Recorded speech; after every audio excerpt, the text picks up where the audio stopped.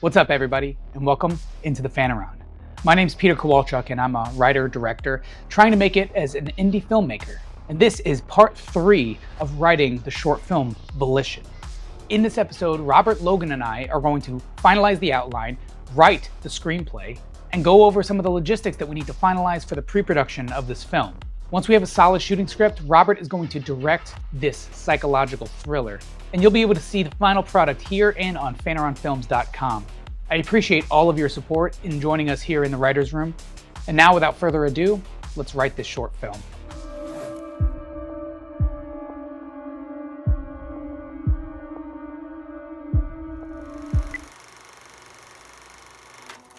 I'm going to read our beats.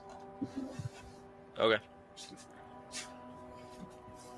Joel wakes up in a room.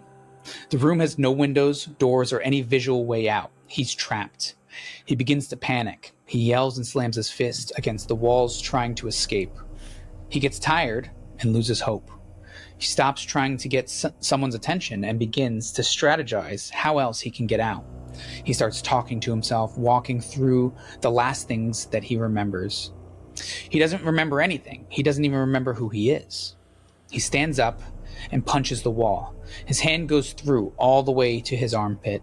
He pulls his arm back out of the hole and looks down at his bloody fist. Then he slowly glances through the hole. Behind the wall is a black void. Joel is terrified. He glances down at his hand again. His blood is now black. His eyes widen with fear. All of a sudden, Joel hears a baby crying from the center of the room. He snaps his head to where he heard the noise. There's a glass jar with a blue liquid that appears in the exact center of the room. He looks at it curiously, then turns back to the hole in the wall. The hole's gone. He brings his hand up to feel where the hole once was, but his hand is no longer bloody. He looks back at the blue liquid and just stares at it. He sits in the corner of the room as he just stares. He falls asleep. We see his dream. The camera is sitting on a cardboard box. Joel is fighting with his wife. We cannot make out what they're saying. She leaves and walks back into view. He falls to the ground. She leaves. He walks back into view. He falls to the ground and begins to weep. Match cut. Oh, that's cool. Match cut back to the room. Cut to a close-up of Joel. He slowly opens his eyes, glances around, notices where he is. This is day 2. He jumps up to his feet. As he slows his breathing, settling back into his situation, he glances into the center of the room at the bottle of blue liquid. Montage. Joel paces, biting his fingernails as he glares at the liquid. Suddenly, the walls begin to flex. Joel drops. That's when we hear the flesh-like sound. Yeah. Joel drops to the ground and covers his head in fear. Suddenly, blue liquid floods the floor and rushes towards his face. It gets in his mouth. He jumps up, spitting the water. The water is gone. The bottle is back in the center of the room. He screams and then begins panting, catching his breath. Joel snaps his head back to the center of the room. Hallucination. A messy bed appears in the center of the room. Joel looks at it confusingly. He slowly walks over to the bed. We can see under a thin white sheet the silhouette of a baby, motionless. Dude, I have a baby doll that would actually work perfectly for this. Because it's like a lifelike baby doll that my daughter has. Yeah. Sheesh. That's freaky, dude. Joel reaches out his arm slowly, gripping the sheet, then pulls the sheet off. Slam cut to Joel's reaction, then cut back to what he sees. It's the bottle of blue liquid. We see Joel's face defeated. A single tear runs down his face, fade to black. Then we see his dream. Abstract, canted angle shot. We see a thin white sheet floating in the air as it's thrown off a bed. It's a warm morning. We hear a blood-curdling scream and weeping. He wakes up. Oh man, I have goosebumps from this, especially after watching those videos. Yeah. He wakes up. We see the crust around his mouth. He stares at the bottle of liquid. He starts to hear a baby crying. Hallucination. He begins talking to himself. Literally, multiple versions of himself walk around the room, arguing with each other. Joel chooses to drink the liquid. I guess he convinces himself to do it. He's taken through the ceiling by the entity. As he is consumed, we cut to an alternate universe where Joel and his kid are playing in the park. Oh. Oh, jeez, dude. All right, thoughts, questions, comments, concerns. What, like, I think it flows pretty well, but I want to know what you guys think. I think it on like a just baseline level, I think it flows really well too. The only bit of dialogue, well, actually, that's not true, is like the flashbacks and the talking to himself, right? Like when he's pacing around the room and there's multiple versions of him. Yeah, I would imagine that he maybe when like in the beginning he's like screaming hello, yeah. and then he like when he like something happens to his hand, he's just like what the, or like that's self dialogue talking to himself. Right. But yeah, then other than that, it's just the flashbacks and then that scene at the very end is going to be the most complicated one to do, the hallucination. Okay. I like it too. I like it a lot. I like that we added that like the baby thing. Yeah. Me too. Makes it feel like it has a super, I mean not makes it feel, but it adds like a deeper layer to the film instead of just he's stuck in a room. Yeah. It's pretty wild. All right. Let's I guess jump right into the screenplay. So obviously we can kind of do this simultaneously if you guys want. Like one of us could take the beginning, one of us can take kind of like a stunning surprise moment, and then one of us can take the like maybe the midpoint. Yeah. That sounds good. Logan, what do you want? I will do.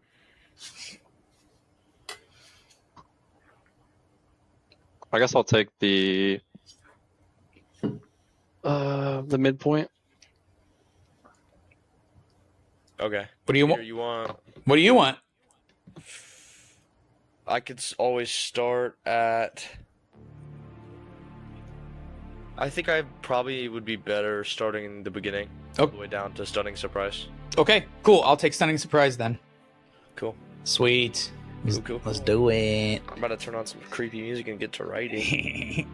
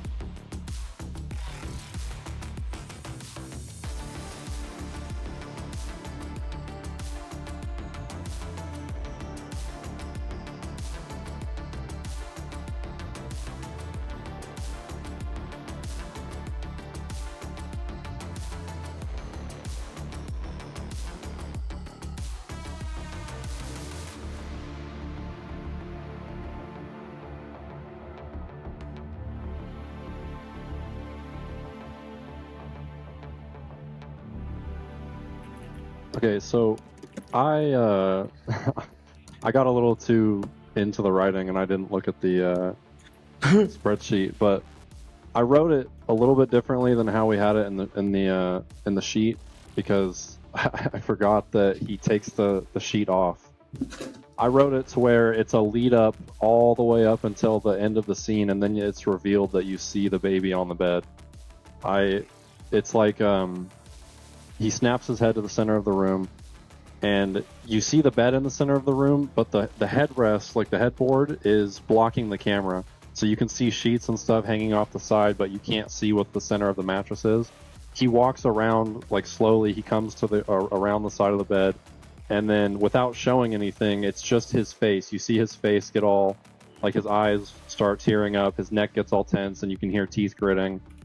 Then he collapses to the floor, and then from a top-down angle, you see him on the ground crying, and then it slowly pans over to the bed to see the silhouette of the baby underneath the sheets. I don't know. I could change it, but I was like got way too into the writing before I mean, I really like that and the amount of emotion, but this isn't the moment for that reveal yet. Yeah. Like, it's supposed to be the second tease and then the big reveal. And also, as long as we're not also showing an actual child, we're going to be able to get away with it. Like using the dolls but covering it up and hiding it, or using the silhouette of it. But I like it. Let's roll with it and keep writing from there. Like, bring it back to, but like, once again, let's keep in mind that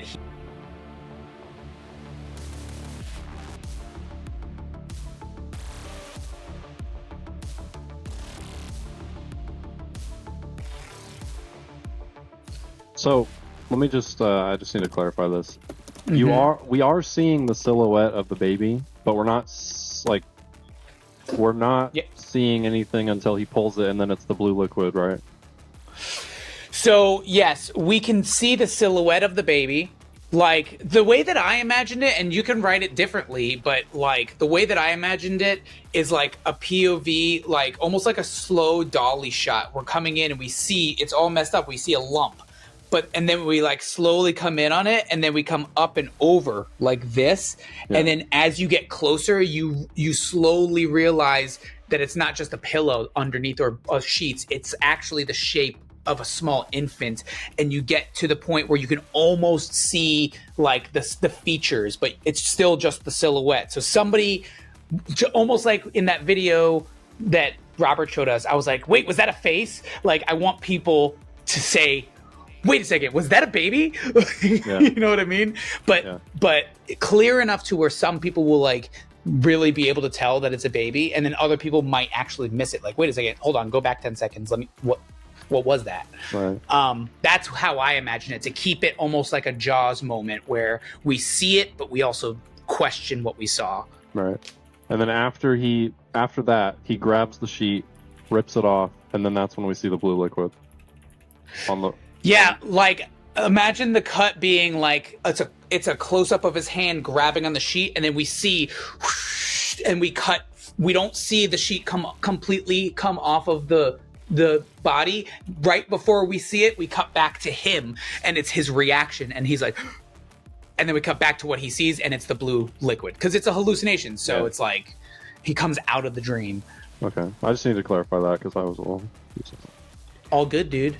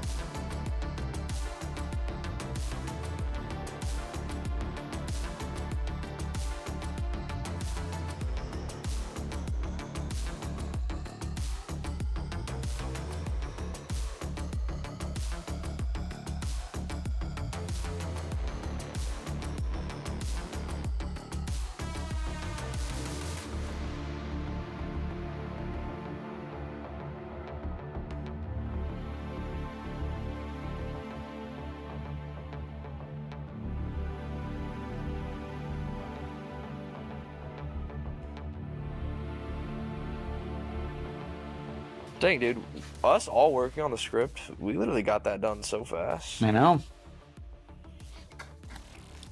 And that's the importance of pre-production, because we spent 3 sessions coming up with the outline, and now it was like an hour we wrote the script. Yeah, true. Cool. I'm trying not to take forever, but it's like I write, I don't like, I go back, I don't like, I write, I go back. I mean, No, that's okay. I mean, we don't want to rush you through it. Why don't we pause? Are you in a zone, or do you want to pause and we can read what we have and then? Well, I mean, I just got to a stopping point, so we can read what we have if you want. Okay. a man lies still in the center of the room. Joel, late 20s, is face down. He lies on moist, colorless carpet, drool seeping from the corner of his mouth.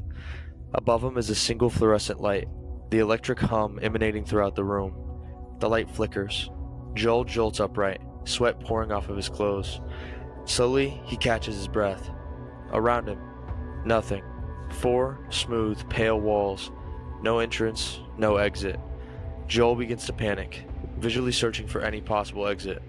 He runs his hands along the seamless walls. They're cold and feel similar to human skin. Joel, hello! Hello! His screams resonate throughout the room. Joel throws his fist into the walls. A dull thud is the only result. Joel pounds again and again, but to no avail. He falls to his knees, trying to remember how he ended up here. Joel, soft and trembling, "What is my name?" He stares at the floor, hoping the memories will flood back, but nothing comes. He has no clue who he is and how he ended up in this room. In an act of anger, he thrusts his fist back at the wall. Surprisingly, his arm flies through. He freezes. Slowly, he pulls out his arm, revealing a bloodied fist. Behind the wall, nothing. A vast space consisting of nothing. A void. He glances back at his arm, the blood now black. His eyes widen with fear. A small sound creeps up from behind. Peter, that's your part. We hear an infant crying. Joel snaps his head to the center of the room. Sitting there, in the exact center of the room, is a unique-looking clear jar with a bright blue liquid inside. Joel looks confused. He glares at it for a moment, then he looks back at the wall. The hole is gone. Joel flinches with surprise, then leans in close to inspect the wall. He brings his hand up to and feels where the hole once was, but there are no blemishes or imperfections. Suddenly, he glances at his right hand. It too is back to normal. No gushing wound, no blood. Joel takes his unsettling step back. He whips his head back at the bottle. Wait a second, did we? Blood now black. Okay, cool, sorry. Yep.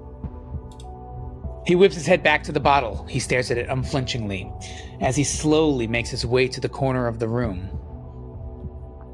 Without removing his gaze, he slides down the wall into an awkward sitting position, hugging his knees like a child. He simply stares, rocking slightly with anxiety. Fade 2. Later, we see the room from Joel's POV. His vision begins to close in on him as he struggles to stay awake. Suddenly, he falls asleep. Dissolve 2. Interior, living room, day. Boxes are strewn...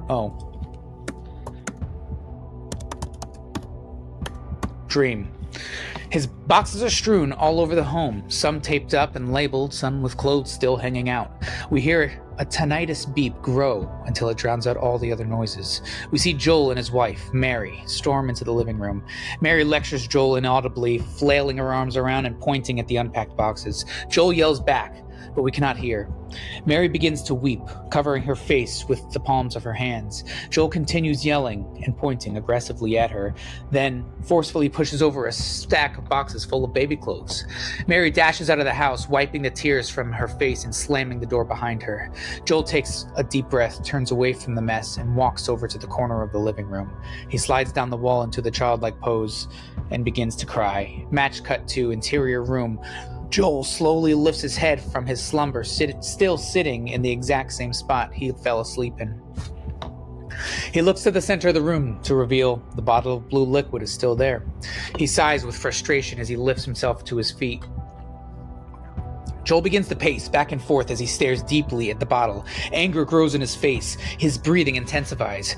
No, No. He shakes his head as he continues pacing. We see the outside of the bottle begin to sweat as the scene intensifies. Sweat with condensation. As the scene intensifies, then Joel stops and points up at the ceiling as if addressing someone above him. No! Fuck you! Suddenly, the walls begin to flex and bulge, the lights begin to flicker, and we hear a squelching sound fill the room as it comes alive. Joel drops to the floor, covering his head in horror. He clenches his eyes shut as the lights continue to flicker. He pants face down on the floor. As he pants face down on the floor, blue liquid suddenly rushes into the room. It fills the empty space around Joel until he's lying in a shallow pool of it. He snaps his eyes open as some suddenly gets in his mouth. He jumps to his feet, wiping his mouth frantically, but then stops and looks at his surroundings. The liquid is gone. The walls are back to normal, and the lights aren't flickering. Oh, come on! Suddenly, we hear the sound of a crying baby coming from the center of the room. Joel's eyes widen. Alright, let's take it. Joel snaps his head back to the center of the room, only to be met with another hallucination. His eyes focus on a bed, sheets and pillows thrown chaotically all over. Slowly making his way towards it, Joel's face begins to shift into that of confusion and familiarity. He knows this bed. Cut to Joel's POV. Beginning from the corner of the room he was standing in, the camera slowly crawls towards the bed. As we get closer, the silhouette of a small lump can be seen under the thin white sheet. The camera pans above the bed for a brief moment to reveal the lump is actually a small baby. Cut to side angle of Joel walking up to the mattress, his face now full of terror and anguish. Slowly reaching his arm out, he grips the sheet tightly. Looking down at the mattress, Joel quickly rips the sheet off the bed, slammed to Joel's reaction. In a brief moment, his face turns from that of terror to utter defeat. Cut back. The bed is now gone. All that is left in the center of the room is once again the bottle of blue liquid. Cut back to Joel's reaction. Knowing this was just another sick game his own mind played on him, Joel can't do anything but shed a single tear. Fade to black. And then we have... I have to do the whole rest of this stuff, yeah. Yeah, we have a few more story things in the climax. Joel paces around the room. The multiples of Joel are gone. Silence floods the room. He stops. He stands and stares at the wall. Frozen. Then he turns, marching towards the glass. He picks it up, holds it, then drinks. At first, nothing, just his trembling breath. He looks at his hands, swaying. His knees collapse in on themselves. Joel lies unconscious, his skin pale, his eyes milky. The ceiling opens up. A massive, grotesque arm descends from the ceiling and grabs Joel. We follow Joel as he's dragged into the void, the only light shining from the hole that was once the room. The light illuminating teeth and a disproportionate body. A demon. Joel dangles above its mouth, suspended. A tear runs down his face. Joel, smiling. The demon opens its mouth and releases Joel. Joel floats down, body limp. Cut to black, and then we go to the park. Joel and his child play under the warm sun. Their laughter echoes. Joel scoops his child into his arms. He smiles. A tear rolls down his cheek, just like before. He holds his child tightly. Joel's eyes meet the camera, still smiling. Cuts to black. Dude, I really like that fourth wall break at the very end. That's cool. Yeah, I think it'd be like super unsettling. Yeah. If he's just smiling with one tear coming down his eye and he's like looking directly into the camera, Holding like a child, Yeah. yeah, that'd be creepy. Yeah, dude. So what are our thoughts? Dude, I think it's perfect, and it's almost perfect because we've come to this spearhead of this complex scene. It's the climax of the film, and we should all work on it together because it's so complex. So it's like we we all did probably an equal amount of writing altogether just now, and now we meet in the middle. So Yeah. let's freaking tackle the hell out of it. I think that the only thing that I would say is that I know I see what you did, Logan, but the camera movements, it would. I know I'm not very It's okay. technically savvy when it comes to like what angles to actually write down. Let's see. You're a really good writer. Like you put a lot of emotion into into the action. I think that, hold on, where is it? Instead of the camera slowly crawls, we slowly move towards the bed. Like we are the camera. Yeah. So the camera pans above the bed for a brief moment to reveal.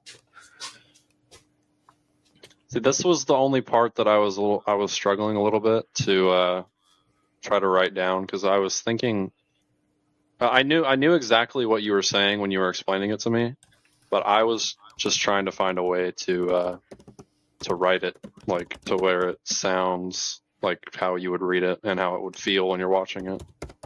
You are a director, I think, because you wrote it as like a shooting script, which it's a good thing because you're already thinking of like how to block the shot. Like you're already one step ahead. But yeah, screenplays typically first draft, at least, like it's pretty bare bones. It's supposed to be no camera movement, because even if you're going to be the one directing it, you still want to like allow for creative freedom with the story itself. You don't want to lock one thing down, because if someone comes in and is like, wait a second, what if we did it like this? And it says, well, it's supposed to be done like this, you know? Yeah. I don't know. I just think, and that's kind of the industry standard. So I try to still, even though I'm not in the industry, like officially, but I still try to like do everything industry standard, because if somebody reads it in the industry and someone picks it up, I want them to be impressed, you know? Yeah. Yes, sir. But other than that, I think that this freaking worked out great. Let's jump into this area then. I don't know if you guys caught it, and I want to know if this is the main thing I was worried about. At the end, it's almost like insinuated that like the moment that he's experiencing was the same time frame as when he was being dropped into the mouth, instead of like he's experiencing like bliss with his child now.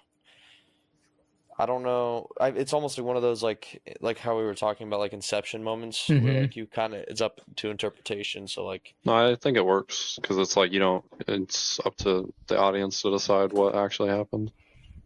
Okay, cool. But I also think that we shoot it, and then if it doesn't work, you cut it out.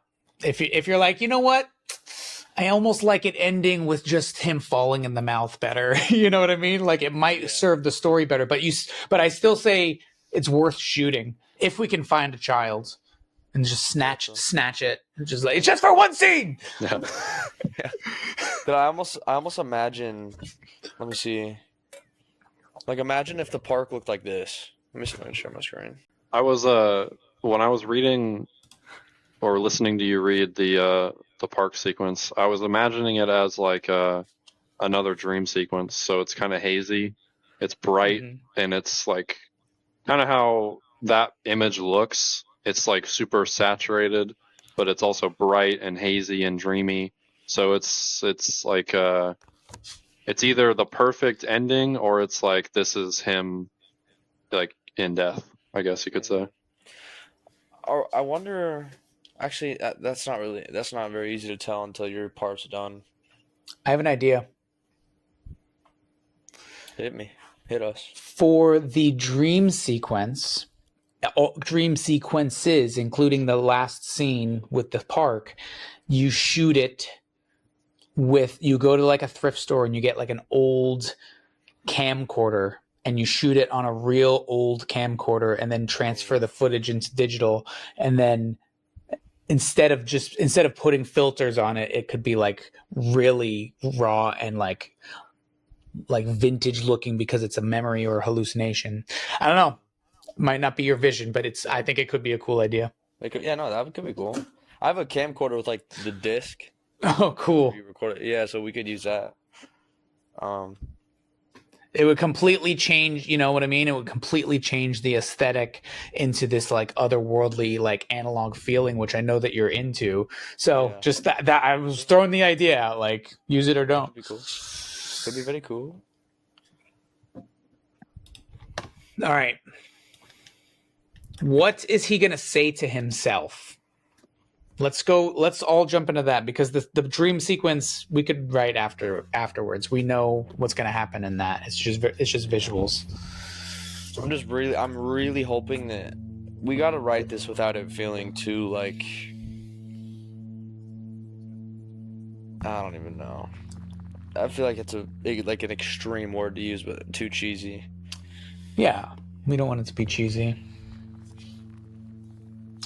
Should each of the versions of himself have a different personality? Like, I mean, what are the different what are the different stages of grief that people go through? Isn't it something that we looked up?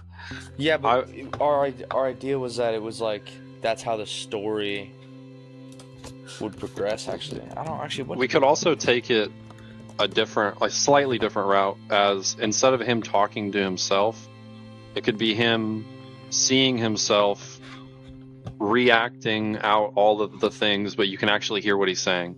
So maybe it's him, like you see him in the room running past the actual Joel. It's the hallucination running past the actual Joel, and he is like, he runs up to the bed, or he runs and he's like, come here, I need you, like talking to his wife or something like that. And then maybe it's another one runs past him. This is like further in the future. It's him. It's like different things that he was like actually happened to him. He's just seeing it from a third person perspective, like after the fact or during the fact. I kind of like that. I have an idea as well, if you guys are open to. I was gonna say, what if the versions of himself, like if he is going to talk to himself, what if the versions of himself that he's talking to are like the thoughts that went through his head the day of his baby's death? So like imagine they all represented a thought, like why would you do that, or like how could you be so careless? Yeah, how could you be so careless? Why did this happen to me? Like, it's all my fault. Like, we could have, like, these versions of himself represent all these thoughts that were in his mind. It could be all of these thoughts kind of crowding him, and they're shouting these things at him. So they're not, like, it's like him hearing these thoughts, but they're being shouted at him from himself. Oh, dude, you know? Yeah, like he hears one first, and then the camera like kind of pans out, and then he hears another one, and then another one, and then another one, and then we like cut back and forth close up, and in the wide shot we get like canted angles of them and stuff.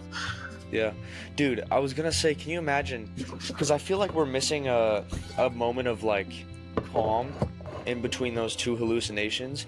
Imagine these are all just back to back to back on each other, and then like the one time he gets silence and everything stops is like just him and him looking at the glass. So like almost like a subconscious way of communicating to the viewer. Like, I don't know what I'm trying to say. Like, I don't know how to explain what I'm trying to say. He's staring at the glass, and then all of the other emotions are around him, like yelling at him. Yeah, like, so imagine everything's yelling at him. He's like screaming, like everything's getting super loud, and then it just goes quiet, and it just shows him in the glass. Yeah, it's just him in the glass in the room.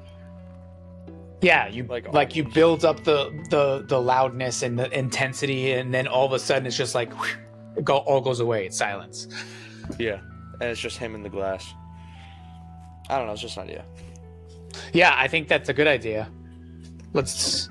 I think that's the way to do it. I do like your idea too, Logan. I was thinking we could maybe incorporate the both of them, but I also think that leaving a little bit of mystery is cool too, not spelling it out what happened. Yeah. Love you too.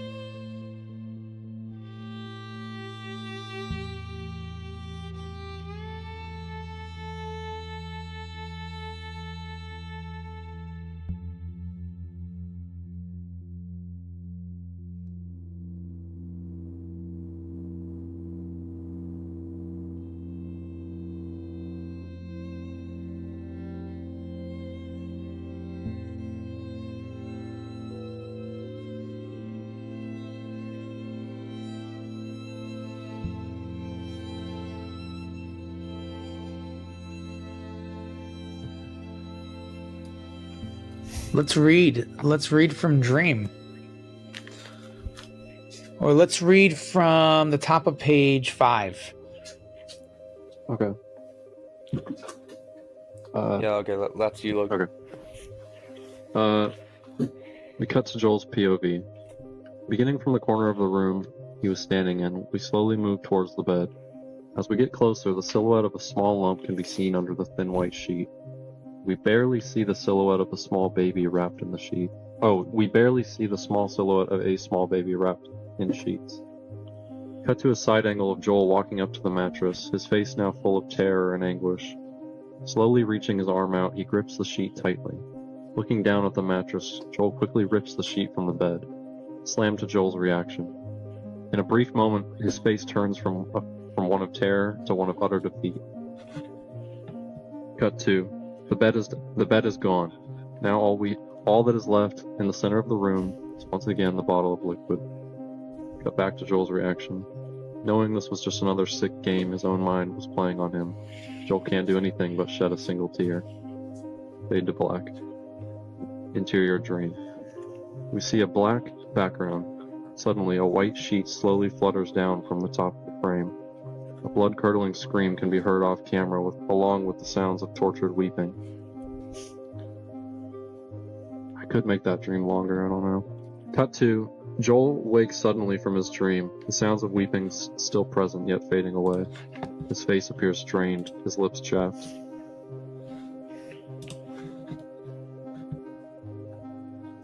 Are we still reading down? Yeah. Okay. Still laying on the floor, Joel stares blankly at the bottle of liquid still in the center of the room. The faint sound of a baby crying causes Joel's eyes to flinch. Joel sluggishly sits up and rests his back against the wall behind him. His eyes wander for a second before locking back on the bottle. Suddenly and without warning, someone begins shouting at Joel from the corner of the room opposite of him. 5 versions of Joel appear, screaming at Joel. 5 versions of Joel appear, screaming at him accusingly. Him, yeah. We hear, "How could you be so stupid? She was right there. She was right there, I swear. God, I'll do anything to undo this. This is all her fault. No, I was supposed to protect her." The scream intensifies, tensions rise, then suddenly silence. Then Joel's clones disappear, and Joel is left alone with the bottle. Suddenly, his eyes dilate. He slowly stands, then turns. Almost in a trance, he stares at the wall, frozen. He smirks as he looks up at the ceiling, then turns, marching towards the glass. He picks it up, holds it for a moment, then drinks. At first, nothing. Just his trembling breath. He looks at his hands, swaying. His knees collapse onto themselves. Joel lies unconscious, his skin pale, his eyes milky, a smirk on his face. The ceiling opens up. A massive, grotesque arm descends from the ceiling and grabs Joel. We follow Joel as he's dragged into the void. The only light we see is shining from that of the hole that was once the room. The light barely illuminates the enormous teeth and disproportionate body that seems to be floating in nothingness. A demon. Joel dangles above its mouth, suspended. A tear runs down his face. Joel smiling. The demon opens its mouth and releases Joel. Joel floats down, his body limp. Cut to black. Exterior park. Joel and his child play under the warm sun. Their laughters echo. Joel scoops his child into his arms. He smiles. A tear rolls down his cheek, just like before. He holds his child tightly. Joel's eyes meet the camera, still smiling. Cut to black. Cut to black. Dude, I think it's awesome. Yeah. I think so too. And I don't think that your dream sequence is too short. No, because it'll be different when it's in like visual form. Yeah. It'll be way longer. Yeah. It'll probably be like half a page worth. For the sake of moving in the right direction, we should all like export a PDF of it and then read it a couple of times and maybe print it and like mark up on the paper like anything that like stands out, grammatical errors or anything that you're like, wait a second, this made sense last night but doesn't make sense today. And then we could, if there's anything like that, we could always just shoot each other like texts and like tighten it up if it needs to be. And then Robert, you should start thinking of some shot lists and like break down your version into like scenes and then be like, what shots do I want? Like, and it doesn't have to be perfect, but like at least start thinking about it. Okay, cool. Yeah, I'll do that. Might even make some music, so next time we talk, we can have some music to listen to. I think that's a good idea too, to get into the headspace, because that is kind of like how you visually like come up with stories, is like through sound. Yes, sir. Okay. Yeah, as you're making the music, because you're probably imagining the film in your head as you're making the music, like write down at least like some of the scenes, like close up his face, like extreme close up of like just his eyes and like seeing the drop of sweat or something, and like anything intense that you see visually in your head, like write it down on a piece of paper, and then that way you can like match it to those scenes. And yeah, we'll match to the scenes, because you're definitely going to want a shot list. You don't want to come in to this with just winging it, like what scene, what are we going to do? Yeah. Okay, cool. Bez. Okay, Alrighty, brother. I'm going to jump off. 11 p.m. I'm about to shut down.